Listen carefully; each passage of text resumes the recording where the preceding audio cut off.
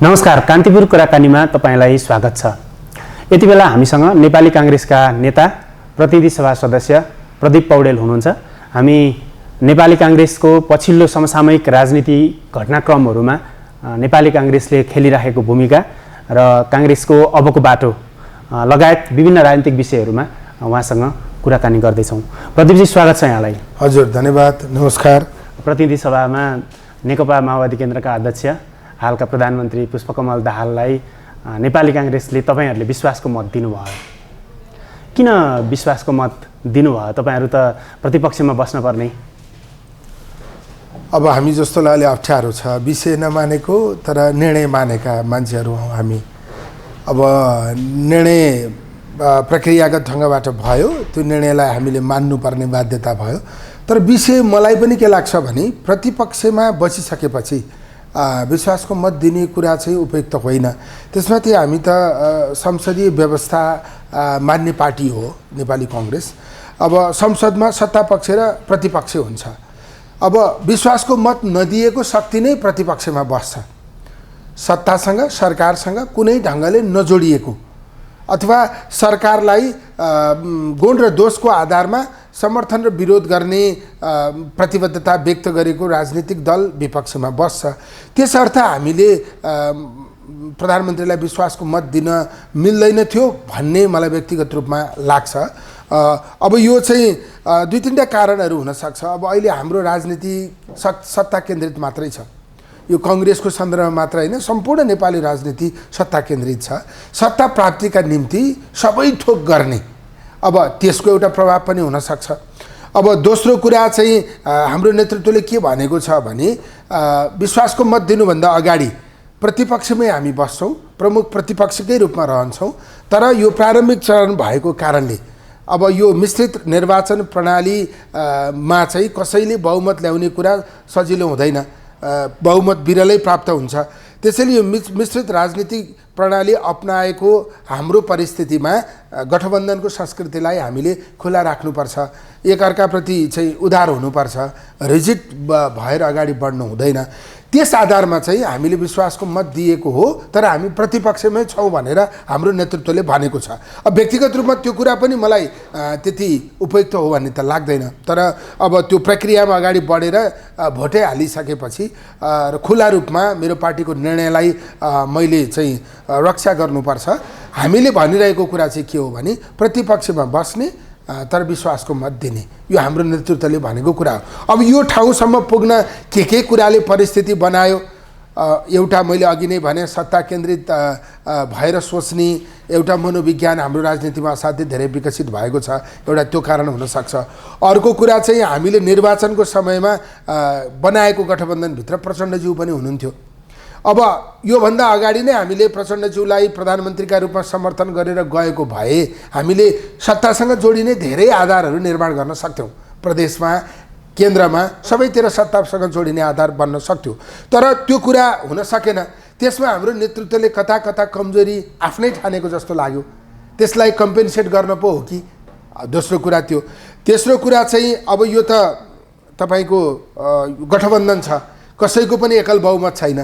त्यसैले यसमा जे पनि हुन सक्छ, त्यसका लागि ढोका खुला राख्नुपर्छ भन्ने आधारमा हुन सक्छ। तेस्रो कुरा। चौथो कुरा चाहिँ हामीले चाहिँ यो प्रारम्भिक चरण भएको कारणले सहमतिको, सहकार्यको राजनीतिलाई अगाडि बढाउने, यो अब जस्तै यो भन्दा पछिल्लो चरणमा के हुन्छ? सरकारले काम गरिसकेको हुन्छ, सरकारले गल्ती गरिसकेको हुन्छ, सरकारलाई सच्याउन थुप्रै कुरा भन्नुपर्ने स्थिति बनिसकेको हुन्छ। अहिले त भर्खर सुरुवात गरेको छ। त्यसकारण सुरुवाती चरणमा सहमतिको वातावरण निर्माण गर्नका निम्ति दिउँ भनेर यी आदि कारणले यस्तो परिस्थिति बनेको हो भन्ने मलाई लाग्छ। हुन त अब विश्वासको मत दिने बारेको निर्णय गर्नको लागि कांग्रेसलाई निकै गाह्रो परेको थियो। सुरुमा चाहिँ शीर्ष नेताहरू बसेर छलफल गर्नुभयो, त्यसपछि चाहिँ कार्य सम्पादन समितिको बैठक नै बोलाइयो, त्यसपछि चाहिँ संसदीय दलमा छलफल भएर अनि बल्ल विश्वासको मत दिने निर्णय गर्यो। तर यो निर्णय प्रक्रिया पनि अपारदर्शी छ तपाईहरुको। अब यसका चाहिँ खास यो विश्वासको मत दिने निर्णयको पछाडी त ठुलै रहस्य लुकेको छ कि भन्ने खालको अड्कलबाजीहरू भइराखेको छ। तपाईले पनि त्यो कुराहरू केही त संकेत गर्नुभयो। खास यो अब तत्कालै सत्ता प्राप्तिको विषय चाहिँ यसमा कसरी जोडिन्छ? हैन, मतलब सबैले देखिरहेको कुरा भन्ने अप्ठ्यारो मान्नुपर्ने केही कारण छैन। एउटा कुरा विपक्षी कितामा बसेको राजनीतिक दलले विश्वासको मत किन दियो यो अभ्यासमा भएको विषय थिएन। यो 51 सालको जस्तो अवस्था पनि होइन। 51 सालमा के थियो भने हामीले मनमोहनलाई चाहिँ विश्वासको मत नदिँदा उहाँको सरकार ढल्थ्यो, फेरि चुनावमा जाने परिस्थिति बन्थ्यो। बहुमत प्राप्त गरिसकेको शक्तिलाई हामीले विश्वासको मत त्यो बेलामा दिएको होइन। अहिले त प्रचण्डज्यूको बहुमत अलरेडी छँदैछ, उहाँको त अहिले भरिएर पोखिएको स्थितिमा हामीले किन थप्यौँ भन्ने एउटा विषय त्यो छँदैछ। चाहिँ अभ्यासमा प्रतिपक्ष कित्तामा रहेको राजनीतिक शक्तिले सत्ता पक्षमा जोडिएर सत्ता पक्षको कित्तामा गएर विश्वासको मत दिँदैन, विशेष गरी यो संसदीय व्यवस्थामा। त्यसकारण पनि बढी आशंका भयो। बहुमत अलरेडी पुगिसकेको हाम्रा कारणले प्रचण्डज्यूले विश्वासको मत प्राप्त गर्नुभएको हो भन्ने नठहरिने स्थितिमा पनि हामीले त्यहाँ थपिन किन गयौँ। दोस्रो पनि त्यो कारण हो। तेस्रो कारण पहिले बनेको गठबन्धन भत्काएर नयाँ गठबन्धन बनाएर प्रचण्डज्यू प्रधानमन्त्री हुनुभएको छ। उहाँ आफू प्रधानमन्त्री हुँदा राष्ट्रपति कसलाई दिने पहिल्यै सम्झौता भइसकेको छ, सभामुख कसलाई दिने पहिल्यै सम्झौता भइसकेको छ। अब हामीलाई दिनका निम्ति उहाँले त्यो सम्झौता उल्लङ्घन गर्नुपर्छ। आफूले प्राप्त गरिसकेपछि अरूलाई दिने बेलामा सम्झौता उल्लङ्घन गर्दा उहाँलाई पनि अप्ठ्यारो पर्छ। यो परिस्थितिका बावजुद पनि किन दिइयो भनेर व्यापक ढङ्गले टीका टिप्पणी भइरहेको छ। अब स्वार्थ नै नभइकन राष्ट्रपति दिन्छु भन्नुभएको छ अरे नि त। होइन, मैले भन्दा चाहिँ के भन्नुपर्छ भने हामीले निस्वार्थ सहयोग गरेको हो। अब राष्ट्रपति दिन्छु भनेर हाम्रो श्रद्धेय सभापतिज्यूले संसदमा बोल्दा त उहाँले भन्नु भएन, गिभ एन्ड टेक भएको छ। अहिले चाहिँ प्रधानमन्त्रीमा उहाँलाई हामीले सहयोग गऱ्यौँ भने हामीले राष्ट्रपति प्राप्त गर्छौँ त त्यो भन्नुभएको छैन, या सभामुख प्राप्त गर्छौँ त त्यो भन्नुभएको छैन। उहाँले के भन्नुभएको छ भने हामी मन्त्री परिषदमा सहभागी पनि हुँदैनौँ, हामीले मन्त्री परिषद गठनमा चाहिँ समर्थन गरेको पनि होइन, हामीले केवल प्रधानमन्त्रीको आग्रहमा विश्वासको भोट दिने, सहमति सहकार्यको संस्कृतिलाई अगाडि बढाउने यो खालको मिश्रित प्रणालीबाट बनेको यो बहुरङ्गी संसदभित्र चाहिँ एकता कायम गर्नका निम्ति हामीले दिएको भनेर उहाँले भन्नुभएको छ। त्यसमा चाहिँ पदीय सौदाबाजी के भयो भन्ने कुरा केही पनि गरिएको छैन। तर मलाई के लाग्छ, मैले अघि नै पनि भने, तपाईँले चाहिँ आशंका गर्नुभयो, आम मान्छेले चाहिँ आशंका गरिरहनु भएको छ, राष्ट्रपति पाइन्छ, सभामुख पाइन्छ, त्यो खाली छैन। यो उहाँले कसैलाई दिने भनेर कमिटमेन्ट गरेर प्रधानमन्त्री बन्नुभएको छ। त्यसैले त्यो गठबन्धन यही चरणमा तोडिन्छ, यो गठबन्धन तोडिएर नयाँ गठबन्धन बन्छ, त्यसको आधारमा हामीले प्राप्त गर्छौँ भन्ने मलाई लाग्दैन। त्यसैले सौदाबाजी गरेर होइन, बिना शर्त निशर्त चाहिँ नेपाली कङ्ग्रेसले उहाँलाई विश्वासको मत दिएको हो। मलाई कुनै पद प्राप्ति यो कारणले हुन्छ भन्ने मलाई लाग्दैन। कुनै पद प्राप्ति हुने ठेगान पनि छैन होइन। तपाईँले भने जस्तो गठबन्धन संस्कृतिलाई चाहिँ अथवा चाहिँ भोलि गठबन्धन गर्नुपर्ने परिस्थिति भयो भने सहजता होला भनेर अहिले अलि उदार भएर चाहिँ विश्वासको मत दिएको हो भन्दा पनि यो चाहिँ कस्तो देखिन्छ भने बालबाटार छोडेको 15 दिन पनि खास धेरै बित्या होइन होइन, 15-20 दिन मात्रै बित्दैछ। यो यति छोटो अवधिमै चाहिँ विश्वासको मत दिने अथवा सत्तामै जानुपर्छ भन्ने ढङ्गले चाहिँ एउटा चाहिँ त्यो लबिङ थालेको जस्तो देखिन्छ। खास चाहिँ आफू विरुद्ध बनेको एउटा गठबन्धनमा भाँजो हाल्ने काम गरे जस्तो देखिन्छ नि काङ्ग्रेसले। मतलब मेरो धारणा र मेरो पार्टीको धारणामा यो मिल्दैन होइन, अन्तर छ होइन। अब मैले यहाँ व्यक्त गर्ने मेरो धारणा मात्रै हो। अब यो कतिपय कुराहरूमा मलाई पनि चित्त बुझेको स्थिति छैन। अब कस्तो छ भने अब गठबन्धन बनेर सरकार बन्यो, अरू कुराहरूको पनि लेनदेन भइसक्यो, त्यसपछि फेरि त्यहीँ गएर हामीले चाहिँ समर्थन गर्दा त्यो गठबन्धनभित्र शङ्का उत्पन्न हुने स्थिति पनि भयो होइन। चाहिँ त्यो गठबन्धन भत्किएर अस्थिरता बढ्ने खतरा पनि भयो। काङ्ग्रेसले एकदमै सत्ताको लोभ गरेर फेरि नयाँ सिराबाट आफूलाई अगाडि बढाउन खोजेको जस्तो पनि देखियो। अब हुन त यो खालको परिस्थितिमा यस्तो गरिन्छ नै, तर यो चाहिँ लुप्त हुन्छ होइन, पर्दाभित्र हुन्छ, एकैचोटि परिणाम आउँछ। हामी चाहिँ परिणाम पर्खिएर पछि फल प्राप्त हुन्छ भनेर अहिले गरिरहेको जस्तो देखियो।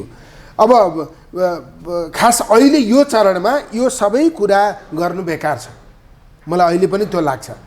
यो हामीले अहिलेको चरणमा यी कुराहरू गरिरहँदा चाहिँ यसले गठबन्धन बनिरहेको गठबन्धन भत्किने चाहिँ अब जस्तै पहिले हामी एउटा गठबन्धनमा थियौँ, त्यो जबरजस्ती कसैले चाहिँ अपहरण गरेर लग्यो, त्यसलाई फिर्ता ल्याउनका निम्ति गरेको भन्ने कुरा चाहिँ किन ठिक छैन भने अब यो त गठबन्धन त के हो भने गिभ एन्ड टेकको आधारमा गर्ने हो, सौदाबाजीको आधारमा गर्ने हो। एउटा गठबन्धनसँग सौदाबाजी गरिसकेका छ, फेरि उसँग नटुट्दै अर्को गठबन्धन भित्रभित्रै बनाएर सौदाबाजी गर्ने कुराले त राम्रो हुँदैन। त्यस कारणले चाहिँ यो चाहिँ परिणाममुखी त्यस्तो पदीय भागबण्डाका आधारमा गरिएको छ भने त्यो परिणाममुखी हुँदैन, तर सतहमा त्यस्तो देखिएको स्थिति छैन। तर तपाईँले भन्नुभएको जस्तो सम्बन्धलाई विकसित गर्ने, सम्बन्ध जोड्नका निम्ति ढोका खोल्नका लागि चाहिँ यो गरिएको हो भन्ने कुरामा म पनि सहमत छु। संसद दलको बैठकमा तपाईँहरूले फरक मत पनि राख्नुभयो। खासमा संसद दलको बैठकमा चाहिँ सभापतिले के भन्नुभएको थियो, तपाईँहरूलाई कसरी कन्भिन्स गर्नुभयो विश्वासको मतको लागि? होइन, संसदीय दलको बैठकमा त कार्य सम्पादन समितिको निर्णय हो, यो निर्देशन हो, यसलाई संसदीय दलले मान्नुपर्छ भनेर उहाँहरूले त्यहाँ प्रस्तुत गर्नुभयो, हाम्रो प्रमुख सचेतकज्यूले प्रस्तुत गर्नुभयो। त्यसमा त्यो निर्णयप्रति आपत्ति मैले मात्रै जनाएको हो, अरू कसैले त्यसका बारेमा बोल्नुभएको छैन। तर कार्य सम्पादन समितिकै बैठकमा चाहिँ 2 जना महामन्त्री अर्जुन नरसिंह केसी लगायत अरू नेताहरूको पनि अब्जेक्सन थियो, लिखित असहमति नै थियो भन्ने हामीले सुनेको हो।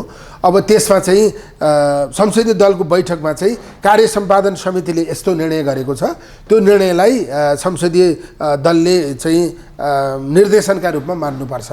अब त्यो वैधानिक व्यवस्थाभित्र भएको कुरा पनि हो। उहाँहरूले त्यो निर्देशनात्मक ढङ्गबाट त्यो निर्णयलाई सुनाउनु भयो, तर त्यसमा चाहिँ मैले आफ्नो असहमति प्रकट गरेको त्यो केका लागि दिन पर्ने हो अथवा विश्वासको मत दिनुका पछाडिका कारणहरू के हुन् भन्ने चाहिँ संसदमा हाम्रो श्रद्धेय सभापतिले जे भनेर भन्नुभयो त्यहाँ पनि त्यही भनिएको थियो। यो त्यहाँ नयाँ कुरा केही ओपन गरिएको छैन। यो चाहिँ अहिलेको गठबन्धनीय कल्चर जुन डेभलप भएको छ, यसमा चाहिँ सबैले सबैसँग सम्बन्ध खुला राख्न सक्नुपर्छ, ढोका खोल्न सक्नुपर्छ, होइन, ढोका बन्द गरेर सम्बन्ध स्थापित हुने अवस्था रहँदैन।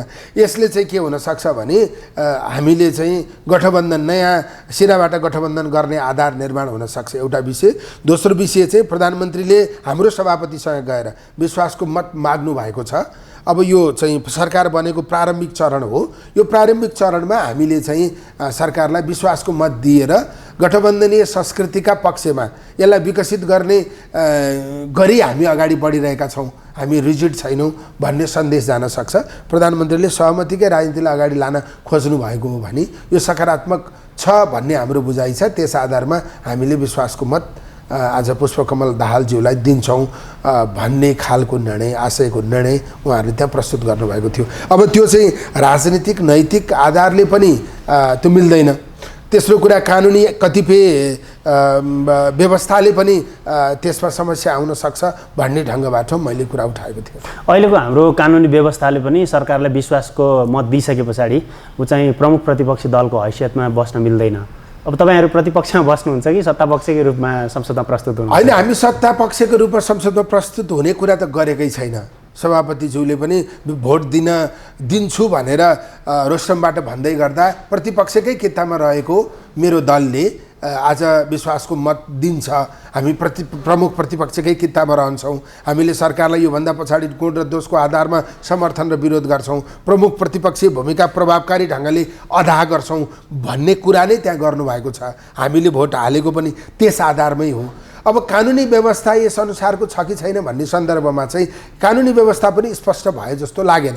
मन्त्री परिषदभित्र सहभागी भएको वा मन्त्री परिषद गठन गर्ने गरी समर्थन गरेको दल जसको 10% भन्दा बढी सङ्ख्या संसदमा उपस्थित छ, त्यो दलको संसदीय दलको नेता, प्रमुख प्रतिपक्षी दलको नेता हुनेछ भन्ने एन्डमा व्यवस्था छ।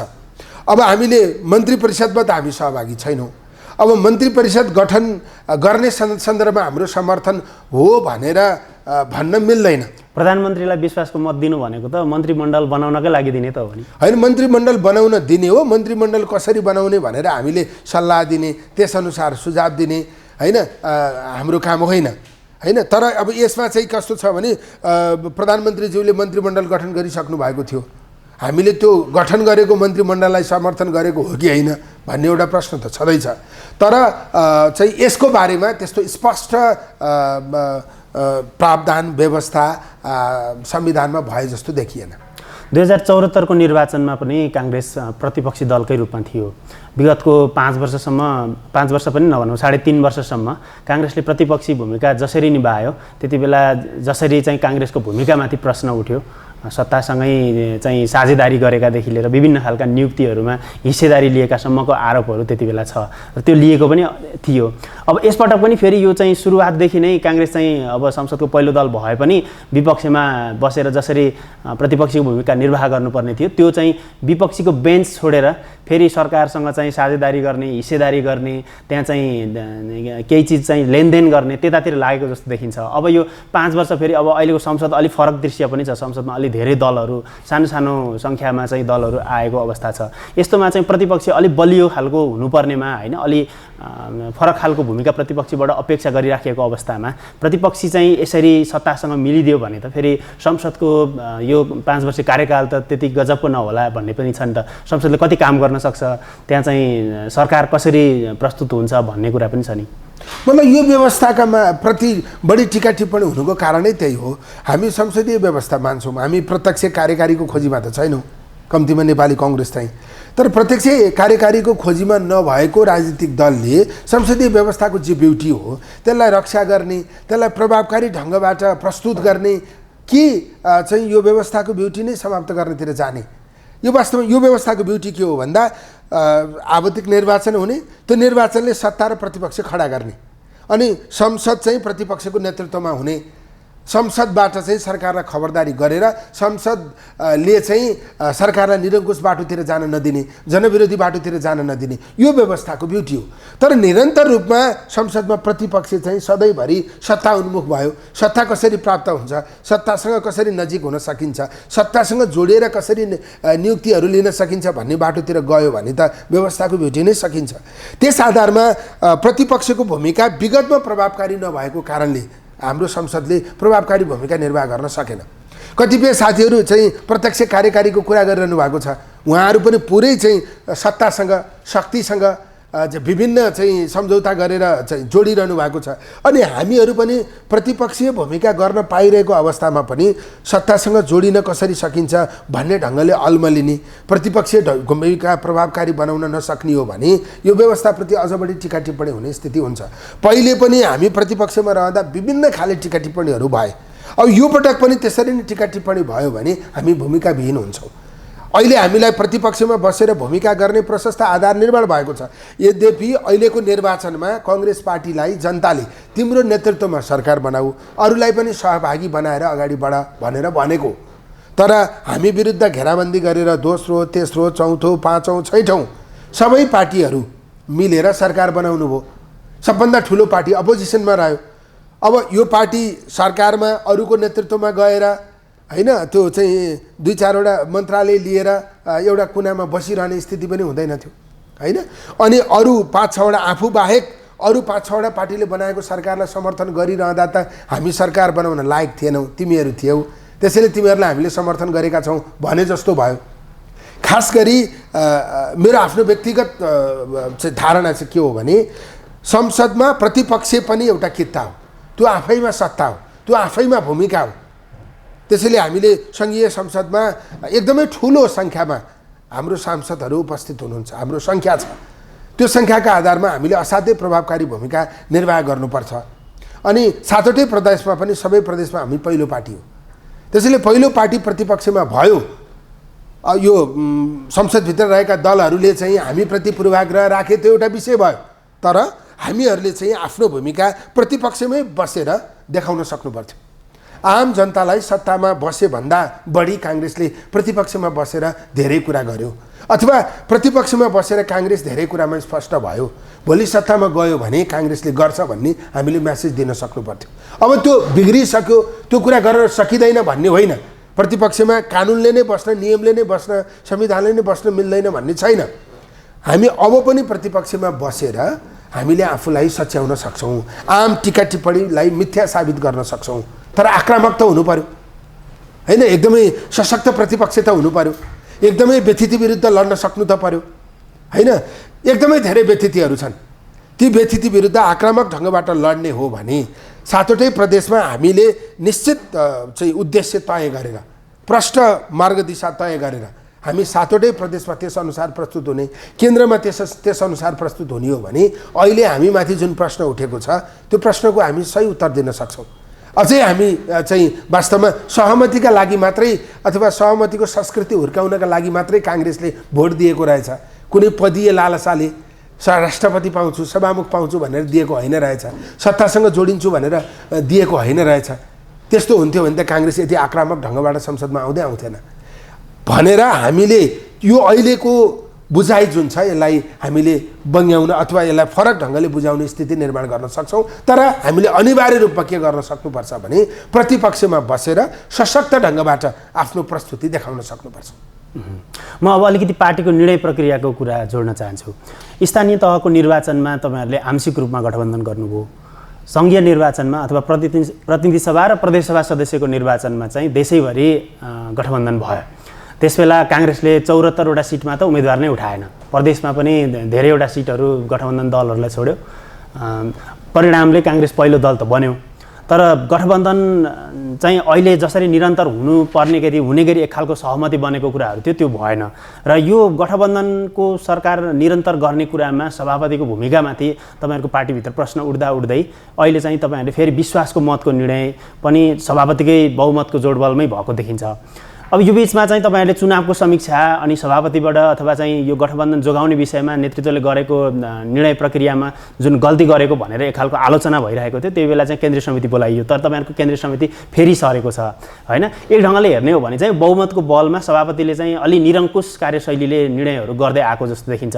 यो बिचमा महामन्त्रीहरूको भूमिकामाथि पनि प्रश्न चाहिँ उठाएको छ, तर महामन्त्रीहरूले चाहिँ आफ्नो सहभागिताकै विषयमा उहाँहरूले चाहिँ प्रश्न उठाइराख्नु भएको छ। उहाँहरू आफैले पनि हामीलाई बोलाइएन, सहभागी गराइएन भनेर कुरा गरिरहनु भएको छ। एक ढङ्गले चाहिँ सभापति अलि निरङ्कुश बन्न खोज्नु भएको हो, त्यस्तो तपाईँलाई लाग्छ? मतलब हाम्रो एकदमै गम्भीर ढङ्गले समीक्षा गर्ने विषय चाहिँ निर्वाचन पछाडि अथवा सरकार बनिसकेपछि चाहिँ गम्भीर ढङ्गबाट समीक्षा गर्नुपर्ने परिस्थिति निर्माण भएको थियो। त्योभन्दा अगाडि निर्वाचन पछाडि पनि हामीले सरकार बन्नुभन्दा पहिला पनि हामीले समीक्षा गर्नुपर्थ्यो। सरकार बन्ने सन्दर्भमा हामीले एउटा निचोड बोकेर अगाडि जानुपर्थ्यो।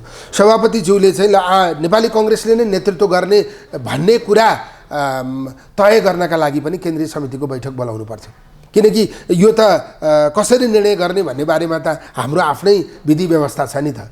त्यो विधि व्यवस्थालाई अपनाएर निर्णय गरेको भए सभापति एक्लै आलोचित हुने, टिका टिप्पणी हुने स्थिति बन्दैन थियो, सबैले ओनरसिप लिने स्थिति बन्थ्यो। त्यसैले निर्वाचन लगत्तै पछि हामीले समीक्षा बैठक गर्नुपर्थ्यो अनि त्यसैबाट सरकार कसरी बनाउने भन्ने बारेमा हामीले निर्णय गर्नुपर्थ्यो। त्यो हुँदै भएन।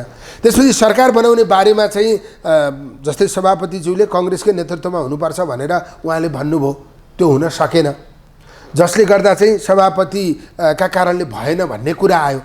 त्यही निर्णय पनि प्रक्रियागत ढङ्गबाट पहिले गरेको भए त्यसरी सभापतिलाई एक्लै दोष जाने स्थिति बन्दैन थियो।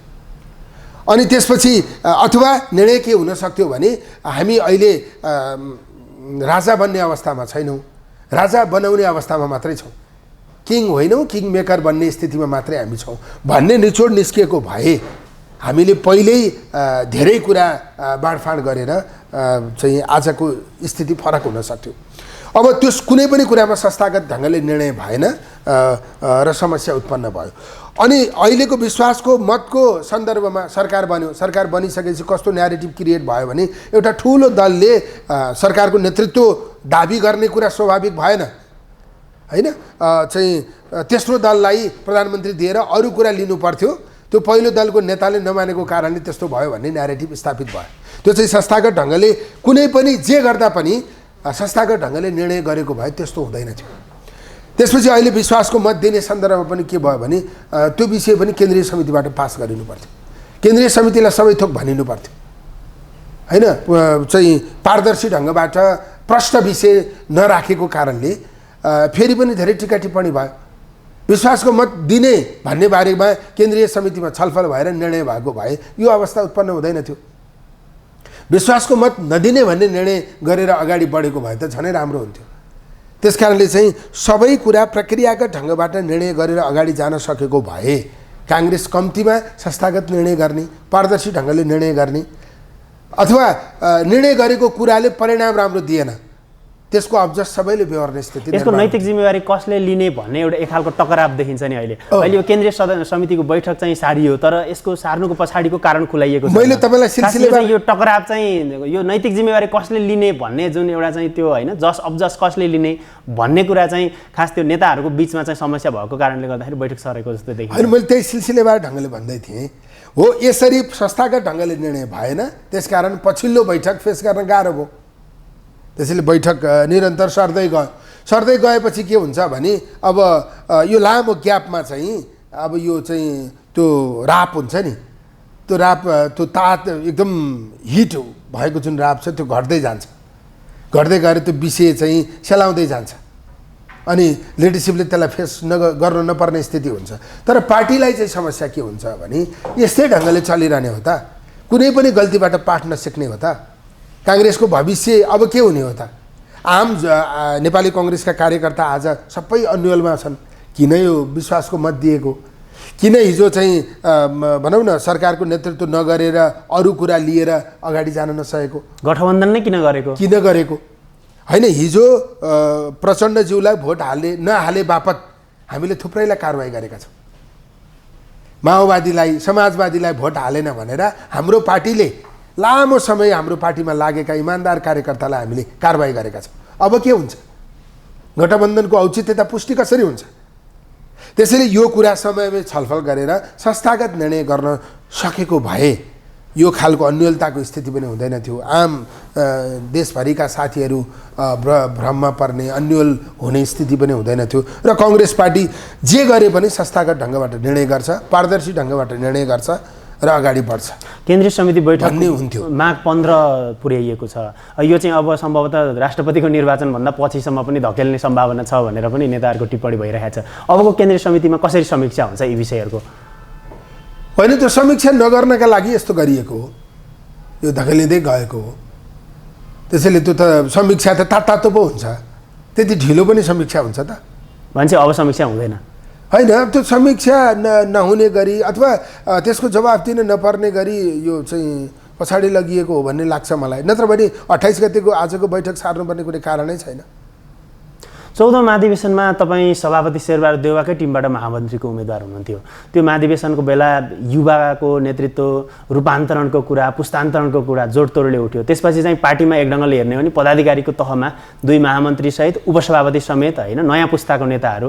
हुनुहुन्छ सहमहामन्त्रीहरू सबैजसो नयाँ पुस्ताको नेताहरू हुनुहुन्छ एक ढङ्गले हेर्ने हो भने चाहिँ पुस्तान्तरणको हिसाबले हेर्दाखेरि अलिकति एउटा चाहिँ सन्देश दिने खालको काङ्ग्रेसको महाधिवेशन भयो भनेर त्यति बेला चाहिँ चर्चा पनि भयो तर महाधिवेशन पछिको यो 1 वर्षलाई हेर्ने हो भने चाहिँ पार्टीमा निर्णय प्रक्रियामा निर्णयको अहिले हामीले जे कुराहरू गर्यौँ यसमा चाहिँ त्यो पुस्तान्तरणको अनुभूति चाहिँ भइरहेको छैन रूपान्तरित काङ्ग्रेसको अनुभूति चाहिँ हुन सकेको छैन काङ्ग्रेसको केन्द्रीय समिति अपुरो छ पदाधिकारी अपूर्ण छ संसदीय समिति पूर्ण हुँदैन होइन तपाईहरुको चाहिँ छलफल हुँदैन निर्णय प्रक्रिया चाहिँ सभापतिले आफ्नो चाहिँ परिवारको बलमा आफ्नो सानो कोठरीको बलमा चाहिँ गर्दै आउनु भएको छ यो चाहिँ खास यो निर्णय प्रक्रियामा यसरी यो पार्टी चाहिँ अस्तव्यस्त हुने अवस्था कसरी बनिरहेको छ मतलब तपाईले अब एकदम लामो विषय जोड्नुभयो अधिवेशनको सन्दर्भमा चाहिँ हाम्रो एउटा समीकरण थियो शेरबहादुर देउवा र कृष्ण सिटौला बीचको समीकरणमा म कृष्ण सिटौला पक्षबाट महामन्त्री उम्मेदवारमा बनेको थिएँ अब त्यो उम्मेदवार बनिसकेपछि अब जुन टिममा म उम्मेदवार थिएँ त्यही टिमले नै इमानदारीपूर्वक भोट नदिएपछि म हारेँ अथवा त्यो अब विभिन्न कारणले हारियो होला हारिसकेपछि मैले के कुरा भनेको थिएँ भने जस्तै म हारेँ हार्दा कोही खुसी हुँदैन तर म खुसी छु म यसकारण खुसी छु कि म हार्दै गर्दा मेरो पुस्ताले जितेको छ मेरो पुस्ताले जितेकोमा म खुसी छु मेरो पुस्ताले जितेपछि अब पार्टीभित्र रूपान्तरण हुन्छ पार्टीभित्र तमाम हामीले जति प्रश्नहरू गरेका थियौँ ती प्रश्नहरू अब अनुत्तरित रहँदैनन् अब एकदमै धेरै हाम्रो आन्तरिक जीवनमा जति टीका टिप्पणी भइरहेको छ जति प्रश्नहरू उठिरहेका छन् ती प्रश्नहरू अब उठ्दैनन् अब पार्टीले निरुत्तरित हुने अवस्था रहँदैन आम कार्यकर्ताले गर्वका साथ हाम्रो पार्टीको सञ्चालन विधि का बारेमा आम जनतालाई प्रतिस्पर्धीलाई सबैलाई भन्न मिल्ने स्थिति बन्छ पार्टी विधि विधान अनुसार चल्छ नयाँ सिराबाट अगाडि बढ्छ पार्टीले चाहिँ गर्ने व्यवहारबाट सबै खुसी हुन्छन् मैले यही भनेको थिएँ यसकारण म खुसी छु तर अब त्यस्तो परिस्थिति बन्न सकेन अब मेरै पुस्ताका साथीहरू नेतृत्वमा जानुभयो उहाँहरूले केही गर्नु भएन प्रयासै गर्नु भएन म भन्दिनँ उहाँहरूको प्रयासले पनि पुगिरहेको छैन हैन। अब जे गर्नु पर्थ्यो सबै भयो, अथवा उहाँहरूको कार्यशैलीमाथि पनि कतिपय ठाउँमा टिप्पणी गर्ने, प्रश्न उठाउने ठाउँहरू होलान्, तर कतिपय सन्दर्भमा निर्णय प्रक्रियाको सन्दर्भमा केही कुराहरू उहाँहरूले गर्न खोजेको जस्तो देखिन्छ। तर पनि यो भइरहेको छैन। हामी रूपान्तरण चाहने हैन, अब चाहिँ पार्टीलाई फरक ढङ्गबाट अगाडि लिएर जान चाहने, अब साँच्चै परम्परागत ढङ्गबाट चल्ने यो खालको परिस्थितिलाई परिवर्तन गर्न चाहने कुराको तागत त्यहाँभित्र पुगेको छैन, त्यस्तो तागत बन्न सकेको छैन। त्यो कुरा उठाउने महसुस गर्नेहरूको सङ्ख्या अझै घटिरहेको स्थिति छ, किनभने त्यो शक्तिको लालसा ज्यादा भयो। शक्तिको लालसा ज्यादा भइसकेपछि त्यहाँ चाहिँ न्याय हैन, त्यहाँ चाहिँ विधि व्यवस्था लोकतन्त्र फस्टाउन सक्दैन। त्यस हुनाले चाहिँ समस्या उत्पन्न भएको। अहिले चाहिँ जस्तै पार्टीको भविष्यका निम्ति हामीले के गर्नु पर्थ्यो त, त्यो कुरातिर खासै सरोकार राखेको देखिएन। आम जनताका बीचमा कस्तो सन्देश मेसेज गइरहेको छ हाम्रो क्रियाकलाप गतिविधिले, हामीले भरोसा जगाउन सकेका छौँ कि अझ बढी निराशा बढाएका छौँ त? हिजो लोकतान्त्रिक स्पेसभित्र हामी मात्रै थियौँ, तर अब हाम्रो प्रतिस्पर्धामा यही स्पेसभित्र अरू थुप्रै आएको स्थिति छ। यो कुरालाई नेतृत्वले खासै ख्याल गरेको जस्तो देखिँदैन। त्यसैले हामीले हाम्रा प्राथमिकताहरू निर्धारण फरक ढङ्गबाट गर्न जरुरी छ। त्यो निर्धारण हुन सकिरहेको छैन। यो विषय हामीले हाम्रा आम साथीहरूलाई बुझाउन सकेको स्थिति छैन। त्यो बुझाउन, यो कन्टेन हामीले सही छ, यो कन्टेन्ट बोकेर अगाडि बढियो भने हाम्रो भविष्य सुदृढ हुन्छ भनेर आम काङ्ग्रेसका साथीहरूलाई हामीले भन्न सकिरहेका छैनौँ अथवा बुझाउन सकिरहेका छैनौँ। कन्टेन्टमा त तपाईँहरूले 14औं महाधिवेशनमा पनि छलफल गर्नु भएन। 6 महिनापछि 1 वर्षपछि हामी चाहिँ नीति महाधिवेशन गर्छौँ भन्नुभएको थियो। त्यो नीति महाधिवेशनको कुरा अहिलेसम्म चाहिँ उठेकै छैन भने पनि हुन्छ काङ्ग्रेसमा। अब अहिले त विशेष महाधिवेशनसम्मको कुरा पनि छ। सभापतिको नेतृत्व असफल भइसक्यो, अब चाहिँ होइन पार्टी चाहिँ सब उहाँकै नेतृत्वमा चाहिँ अघि बढाउन सकिँदैन, विशेष महाधिवेशन गर्नुपर्छ भन्ने खालको कुराहरू पनि उठिरहेछ। अब चाहिँ नीति महाधिवेशन कि विशेष महाधिवेशन त होइन। अब त्यो बेलामा हेर्नुहोस्, म महामन्त्रीको उम्मेदवार हुँदा पनि मैले एउटा छुट्टै कन्टेन्टको चाहिँ मतलब एउटा दस्तावेज प्रस्तुत गरेको थिएँ होइन। त्योभित्र धेरै विषयहरू थिए। अब कतिले त्यसलाई ध्यान दिनुभयो भएन, अथवा चाहिँ त्यो सभापतिकै तहबाट आएको कुरा मात्रै भरपर्दो र विश्वासिलो हुन्छ होइन, यो चाहिँ खालि स्टन क्रिएट मात्रै गर्न खोजिएको भन्ने कुरा पनि आयो होला। अब पहिलो कुरा, महाधिवेशनमा नेतृत्वका निम्ति प्रतिस्पर्धा गर्दा चाहिँ विषयरहित नेता चाहिँ कोही हुनु हुँदैन। अब लिडर विदाउट कन्टेन्ट, नेतृत्वको दाबी गर्ने मुद्दा केही पनि नहुने, त्यस्तो पनि लोकतान्त्रिक प्रतिस्पर्धा हुन्छ र? व्यक्ति अग्लो छ कि होचो छ, ऊ गहुँ गोरो छ कि अथवा अरू अर्कै वर्णको छ भन्ने आधारमा निर्वाचनमा प्रतिस्पर्धा हुँदैन। उसले बोकेको डकुमेन्ट कस्तो छ। त्यसैले नेतृत्व र नीति फरक ढङ्गबाट छनौट हुनै सक्दैन। नीति बोकेको मान्छे मात्रै नेतृत्वमा जान सक्छ। त्यसैले त्यो बेलामा नीति अधिवेशन भन्ने कुरा मेरो उपस्थितिमा कहीँ भएको छैन र त्यो पास भएको पनि होइन। अहिले नीति महाधिवेशन आवश्यक छैन त्यसको होइन, मतलब आवश्यक छैन। अब काङ्ग्रेसले आमसभा गर्न सक्छ, काङ्ग्रेसले प्रशिक्षण कार्यक्रम गर्न सक्छ, अनि नीति अधिवेशन भनेर किन गर्न नसक्ने? त्यो त नीतिका बारेमा, विषयहरूका बारेमा फर्मल इन्फर्मल रूपमा छलफल गर्न त सकिहालिन्छ नि। त्यो केन्द्रीय समितिले निर्णय गरेर गर्न सक्छ। त्यो चाहिँ आज नीतिका बारेमा हामी अपडेट गर्न हुन त आवश्यक छ नि। आजको दिनमा कङ्ग्रेसको शिक्षा नीति के हो त? अधिवेशनबाट त्यसलाई ल्याउन नसकेपछि अधिवेशनभन्दा पछाडि अहिले अद्यावधि गरौँ भन्दा पनि त्यो गर्न सकिन्छ। तर त्यसले विधानभित्रको कुनै कार्यभारलाई पुरा गरेको मानिँदैन। यो तपाईँले भन्नुभएको त गर्न सकिने अथवा हुनुपर्ने कुराहरू भयो, तर अहिले त सभापतिले त फेरि बहुमतको जोडबलमा जे मन लाग्छ त्यही गरिरहनु भएको छ। मेरो विचारमा सबैभन्दा पहिले महासमितिको बैठक गर्नुपर्छ। सके विशेष अधिवेशन गर्दा राम्रो भयो होइन, सबै विषयमा छलफल गर्ने गरी होइन। तर अब त्यसमा गणित बार पर्छ। अब त्यो खाल ढङ्गबाट वातावरण बनिरहेकै छैन। एग्रेसिभ हुनुभएको नेताहरू पनि ब्याक भइरहेको स्थिति छ होइन। नीति के अरे विशेष अधिवेशन नै गर्ने गरी चाहिँ अहिलेको इस्युहरू आइरहेको छ। तर त्यो चेतना होइन, त्यो ढङ्गबाट तागत विकसित भइरहेको अवस्था म देख्दिनँ। त्यसैले विधानभित्रकै व्यवस्था अनुसार हामीले महासमितिको बैठक गरेर पनि जान सक्छौँ। खालि पार्टीको अहिलेको परिस्थितिका बारेमा पार्टीका साथीहरू बसेर, पार्टीको नीति निर्माण तहका सबै नेताहरू बसेर छलफल गर्न जरुरी छ। त्यसको लागि कुराकानीको अन्त्यतिर छौँ। तपाईँहरूले संसद दलको निर्वाचनमा एक खालको फरक खालको समीकरण देखाउनु भयो। महामन्त्री गगन थापालाई तपाईँहरूले शेरबहादुर देउवा सभापतिको विरुद्धमा चाहिँ संसद दलमा उम्मेदवार बनाउनु भयो र तपाईँ पनि उहाँको पछाडि उहाँको लाइनमा उभिनु भयो। अहिले फेरि विश्वासको मत दिने कुरामा पनि महामन्त्री र तपाईँहरू एक ठाउँमा उभिएको अवस्था रह्यो। यो भनेको चाहिँ अलिक फरक खालको समीकरण गरेर जान लागेको हो कि जस्तो देखिन्छ। एक ढङ्गले चाहिँ अब सभापतितिर चाहिँ एउटा उमेर समूहको हिसाबले पाका पुस्ताका नेताहरू त्यतातिर ध्रुवीकरण हुँदै गरेको र युवाहरू चाहिँ अर्कोतिर ध्रुवीकरण हुँदै गरेको जस्तो देखिन्छ नि। होइन, रूपान्तरण आवश्यक छ। अब रूपान्तरणका लागि एक ढङ्गले चाहिँ भर पर्ने विश्वास गर्ने नेतृत्व खोजेको मेरो आफ्नो सन्दर्भमा चाहिँ। अब रूपान्तरण पुस्तान्तरणमा पछि मात्रै हुन्छ भन्ने कुरामा पनि म सहमत छु होइन, किनकि अभिभावक बन्नुपर्ने, धेरै लामो अनुभव बोकेर सल्लाहकार बन्नुपर्ने नेताहरूलाई अब सम्मान गरेर अब पछिल्लो पुस्ताले नेतृत्व लिनुपर्छ। त्यो नेतृत्व लिने अवस्था बन्यो भने मात्रै रूपान्तरण हुने स्थिति बन्न सक्छ भन्ने आधारमा अब संसदीय दलको निर्वाचनमा 2 जना उम्मेदवार हुनुहुन्थ्यो। त्यो मध्ये मैले एउटालाई रोज्नु पर्थ्यो, अब मैले उहाँलाई रोजेँ होइन। यो चाहिँ एकदम निजी स्वार्थको विषय पनि थिएन होइन, यो त पार्टीको भविष्यलाई सोचेर मैले शेरबहादुर देउवाज्यूलाई सम्मान गर्दा गर्दै मैले चाहिँ पार्टीको भविष्यलाई सोचेर पार्टी रूपान्तरणको दिशातिर उन्मुख हुन्छ भन्ने लागेर त्यो निर्णय गरेको। त्यसैले आजको आवश्यकता भनेको रूपान्तरण हो।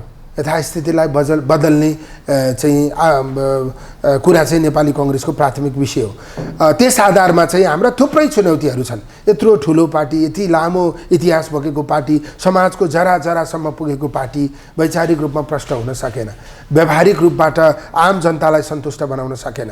हामी चाहिँ आवश्यक रणनीति अख्तियार गर्न नसकेर बारम्बार चुक्यौँ। हाम्रा माथि धेरै टीका टिप्पणी हुने स्थिति बन्यो, धेरै प्रश्नहरू उठ्ने स्थिति बन्यो। त्यसलाई चाहिँ हामीले मनन गर्न सक्नुपर्छ। सही सन्देश दिएर भरोसा जाग्ने गरी, आम विश्वास जाग्ने गरी हामी अगाडि बढ्न सक्नुपर्छ।